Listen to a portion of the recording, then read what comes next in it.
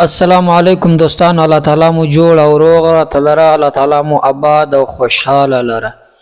محترمینو خوند اورونو دا نن وظیفه د سورۃ ضحا وظیفه له تاسو سره شریک کوم. دا خاص او خاص د محبت لپاره ده. دا وظیفه بیا خاص کر دی خځې و د خاوند د محبت لپاره په خپل مابینځ کې د دې لپاره بهترین مجرب عمل ده. دا وظیفه زنانه هم کولای شي، نارینه هم کولای شي. ډیر آسان وظیفه ده، یو کوچنی صورت ده چې هر هغه چا قرآن کریم زده هغه دا وظیفه کولای شي. که د چا قرآن کریم نه زده هغه په بل چا باندې هم ویلی شي. د دې وظیفې کول دا ډیر آسانه ده، هر کس یې کولای شي. محترمینو دا وظیفه اولین خاص او خاص دې لپاره مجرب عمل ده، ازمویل سوی ده، ډیرو خلکو ازمویلی ده او هغه پکې کامیاب سوي دي. مثلا چې د ښځې او د خاوند تر مابینځ مینه محبت ګرانښت نه وي، یو له بله بې اتفاقي زیاته وي، جګړې زیاتې وي، جنجالونه، مشکلات، کورني مشکلات چې اکثره وخت پیدا کیږي. دا په داسې وخت کې پیدا کیږي چې کله د ښځې و د خاوند تر مابین لرېوالی رالی، مثلا بې اتفاقي، جنجالونه او مینه او محبت ختم سو، هلته به نو جنجالونه بې اتفاقي نوره هم زیاتیږي. هلته به بیا د دوی په مابینځ کې جګړې، د ټولې کورنۍ په مابینځ کې به بیا جګړه، بلکې د ټول خاندان تر مابینځ بیا جګړه پیلیږي د دوی دوو د نه محبت له وجې. که د یو ښځې خاوند مثلا بېلارې وي، بل ځای غلطې رابطې لري، بل ځای غلط شناخت لري او په خپله کوروالا، په خپله صاحبه، هغه چې د ټول عمر د ټول ژوند ملګری ده، په هغه کې چرت او فکر نه وي، نه په هغه کې سوچ وي، نه مثلا د ګرانښت داسې خبرې ورسره کوي، نه محبت ورسره کوي، نه په جار و قربان باندې اواز ورته کوي. نو دغه زنانه غوښتلی شي چې د دې وظیفې په برکت سره یې کنټرول کړي او د خپل ځان لپاره او د خپل محبت لپاره یې ځان ته رانږدې کړي او د ځان یې ملګری جوړ کړي. مثلا چې له هغه ټولو ځایو څخه یې رابطې راوش کېږي، له هغه ناروا عملو څخه، له ناروا شناخت او تعلق څخه، له جنجالو، له جګړې څخه یوازې له دې سره محبت پیدا شي. یا مثلا یا نر غواړي مثلا چې زنانه یې ده، کوروالا یې ده، هغه محبت نه ورسره کوي، بل ځای غلطې رابطې وي، بل ځای غلط شناخت وي، مثلا جګړې ورسره کوي، پر لارې باندې نه ورسره ځي، د کور په کارو کې مرسته نه ورسره کوي. دی غواړي چې د ځان د محبت لپاره یې کنټرول کړي او د خپل ځان کې د دې د محبت لپاره دا بهترین او پاورفل عمل او ازمویل سوی ده. چې دا وظیفه هر چا کړې د محترمینو له هغه نه بعد بیا هېڅ کله د دوی په مابینځ کې جګړه، نفرت نه ده راغلی، محبت یې نور هم زیات سوی ده. یا یو غواړي مثلا ښځه او خاوند په مابینځ کې مینه او محبت یې، خو دوی غواړي نور هم پسې زیات شي، نو هم د دې وظیفې په برکت سره یې زیاتولی شي. یا یو ملګری غواړي له بل ملګري سره یې محبت زیات ده، یا مثلا مخکې د دوی دوو انډوالۍ محبت ده خو بیرته هغه په نفرت باندې بدل سوی، دی غواړي بیرته د ځان ملګرتیا سره نوي کړي، یا یو محبت کوي بل یې نه کوي، د دې لپاره مجرب او طاقتور عمل ده.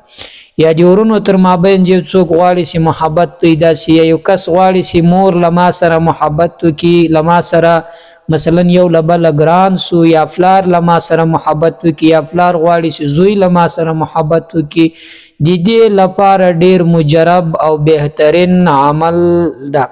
محترمینو دا تاسو د هر محبت د جائز ګوري، ناروا نه وي. چې جائز محبت وي د دې ټولو لپاره دا وظیفه تاسو ته اجازت ته تاسو یې کولی شي، خو د ناروا عمل لپاره تاسو ته اجازت نشته.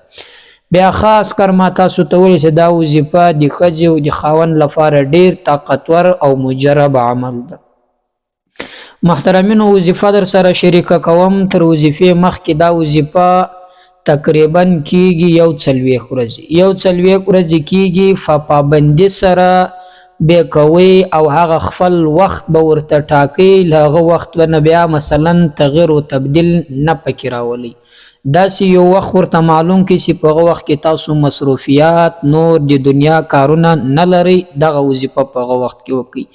ګوري یو 40 ورځې به متصل مسلسل کوي او ډیر مجرب عمل د مثلا ډیر کوچنی د دون سخت اومنه د پر انسان باندې وغمیږي چې دا ډیر وخت واخی دا ډیر وخت واخی دا ډیر 15 منټه والا نه اخلي.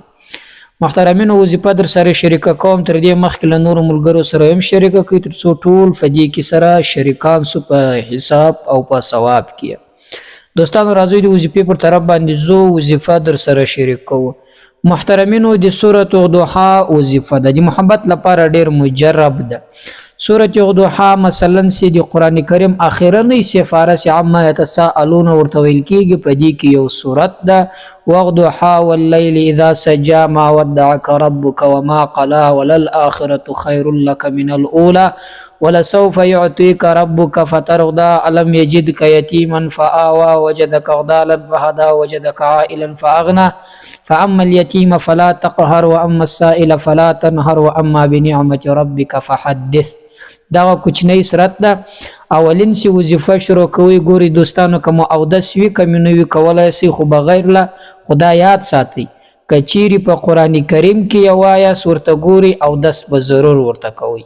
کفایات باندې وایاس بیا ضروري نه د تاسو او د سوکي کې وکي خو خبره ده. وکمي قران کریم مخته کوي او یې می راړولې می بیا به ضرور او دس کوي. دا هر هغه څوک ویل شي چې قران کریم یزدوي ک زنانه وي کناري نه وي خو کدي چا قران کریم نه یزد په یو بل چا باندې هم ویلای شي. نو کله چې وظیفه شروع کوي تر دې مخکې به یو لسواره درود ابراهیمی وای چې اللهم صل علی مبارک ده. کله چې یو لسواره درود ابراهیمی وای لغه نه بعد به دغه سورۃ الضحى یو وسواره وای یو وسواره سی وای پرای کوي په پای کې به بیا یو لسواره بیا درود ابراهیمی وای.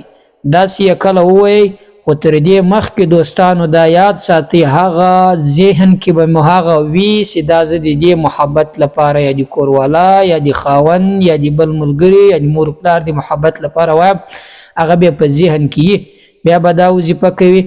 کله چې یو لسواره مخکې درود شریف بیا یو سواره سورۃ الضحى وای په پای کې بیا یو سواره درود شریف وای.